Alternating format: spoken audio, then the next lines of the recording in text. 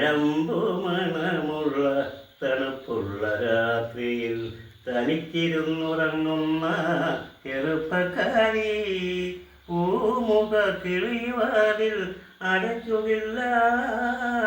കാമിനി നിന്ന ഞാൻ ഉറക്കുകയില്ല.